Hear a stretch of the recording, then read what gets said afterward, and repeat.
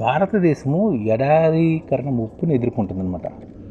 1960లోని Norman boron నాయకత్వంలో వచ్చిన హరిత విప్లవంతో వరి, గోధుమ లాంటి పొట్టి పంటలు ఏళ్ల తరబడి సాగు చేయడంతో భారతదేశం నేలలు నిస్సారంగా ఎడారులుగా మారుతున్నాయన్నమాట. 1960 నుంచి మనం ఎక్కువగా పొట్టి పంటలైన వరి, గోధుమ సాగు చేయడం వల్ల ఎడారీకరణ బాగా పెరిగిపోయింది భారతదేశంలో. 1970లో వచ్చిన స్వల్పకాలిక వరి వంగడాలతోటి సాగుతో దిగుబడులు పెరిగిన నాణానికి మరోవైపున సారవంతమైన వ్యవసాయ నేల క్రమంగా నిస్సారంగా ఎడారులుగా మారే ప్రమాదం అంచనా ఉన్నాయని నిపుణులు హెచ్చరిస్తున్నారు. యూపీ, పంజాబ్, బీహార్, పశ్చిమ బెంగాల్ లాంటి గంగా పరివాహ ప్రాంతాల్లోని 50 లక్షల హెక్టార్ల వ్యవసాయ క్షేత్రాలు ఎడారీకరణ చెరువులో ఉన్నాయని శాస్త్రజ్ఞులు సూచిస్తున్నారన్నమాట. భూగోళంపై బీడు భూములు అధికంగా ఉన్నాయి. భూగోళంపై ఉన్న నేలలో 40% వరకు నీటి వసతి లేని బీడు భూములే ఉన్నాయని చెప్తున్నారన్నమాట. భూగోళంపై ఉన్న నేలల్లోని 40% వరకు నీటి వసతి లేని బీడు భూములే ఉన్నాయన్నమాట. ఈ భూముల్లో 2 బిలియన్ ప్రజలు, అంటే 200 కోట్ల మంది ప్రజలు జీవిస్తున్నారని అంచనా. ప్రపంచవ్యాప్తంగా 1,20,00,000 ఘనప కిలోమీటర్ శుష్క భూములు ఎడారీకరణకు లోనయ్యాయని, అంటే ఈ ఎడారీకరణకి ప్రపంచవ్యాప్తంగా 12 మిలియన్ల ఘనపు కిలోమీటర్ల శుష్క భూములు ఎడారీకరణకు లోనయ్యాయన్నమాట. దాదాపు 20% బీడు భూములు క్షీణతకు గురయ్యాయని కూడా గణాంకాలు వస్తున్నాయన్నమాట. భూగోళంపై ఉన్న 20% నేలల్లో సగం వరకు ఎడారీకరణ ప్రమాదం అంచున ఉన్నాయని, ప్రతి ఏటా 12 మిలియన్ హెక్టార్ల సారవంతమైన నేల ఎడారీకరణ ఉచ్చులు పడుతుందని తేలింది.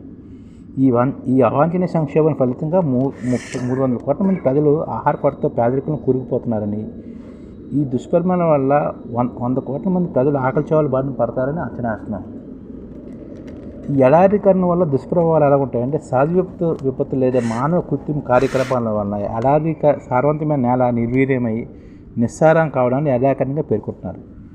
ఈ నేలలకు పోషకాలు అందిస్తూ వెంటనే సారాన్ని అందించకపోతే వ్యవసాయ యోగ్యతను కోల్పోయి శుష్క భూములుగా మారిపోతాయన్నమాట.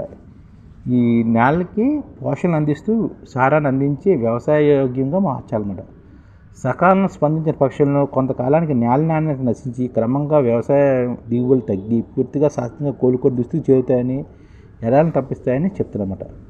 నేలను అత్యాస్త సాగుకు వాడితే పర్యావరణ కాలుష్యము, ప్రకృతి వాతావరణ ప్రతికూల మార్పులు, జీవ వైవిధ్యం నాశనం అవుతాయంటమాట. అంటువ్యాధులు ప్రబలుతాయని, దీని పర్యవసానంగా నీటి కొరత, జీవనోద్భృతి సమస్య, ప్రకృతి విపత్తులు కూడా వస్తాయని, వెంటనే మానవ సమాజం మేల్కొని ఎడారిని అడ్డుకోకపోతే రాబోయే 25 సంవత్సరాల్లోని 12% మేర ఆహార ఉత్పత్తి పడిపోయి 30% మేర ఆహార ధరలు పెరగడం, పేదరికం పెరగడం, ఐక్యరాజ్య లక్ష్యాన్ని అధిగమించడం చాలా కష్టమవుతుందని చెప్తున్నమాట.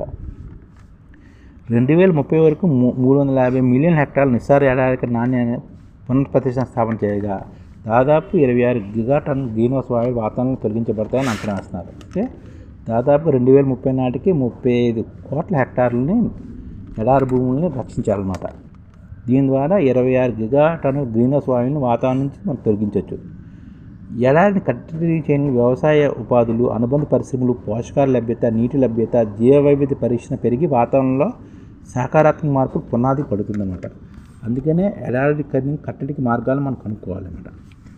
కృత్రిమ ఎరువుల వాడకం అధికంగా వాడడం, విచక్షణ రహిత రసాయన వాడడం, అధిక నీటి వినియోగంతో దిగుబడులు పెరిగి ఆహార భద్రత సాధ్యమైనప్పటికీ ఏకకాలంలో ఎడారీకరణ కూడా పెరిగింది.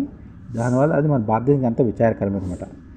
నేలలోని సారాన్ని అనేక ఏళ్ళుగా దురాశతో లాగుతూ దిగుబడిని పెంచుకునే ప్రయత్నంలోని రసాయన ఎరువులు, పురుగు మందులు వాడడంతో నేలలోని ఇతర జీవులు నశించడంతో సారవంతమైన నేల క్రమంగా నిస్సారమై ఎడారీకరణ చేరువు కావడం చూస్తూనే జరిగిపోతుంది.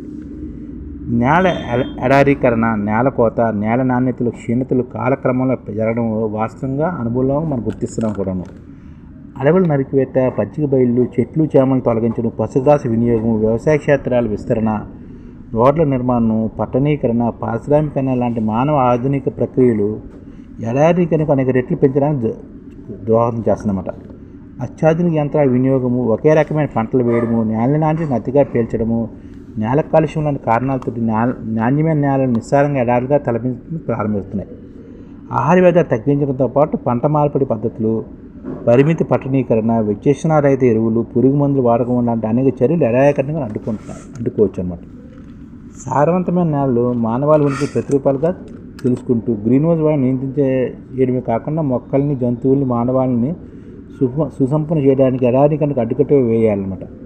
మానవ కనీస అవసరాలైన కూడు, గుడ్డ, నీరును అందించడం సారవంతమైన నేలలు ప్రధాన భూమిక నిర్వహిస్తున్నాయని, నేల సారాన్ని కాపాడమంటే జీవన ప్రమాణాలు పెంచుకోవడమని భావించాలన్నమాట. నాణ్యమైన మట్టి సువాసన ఆస్వాదిస్తూ నాణ్యమైన మట్టి పెరిగేటట్లు చూడాలన్నమాట.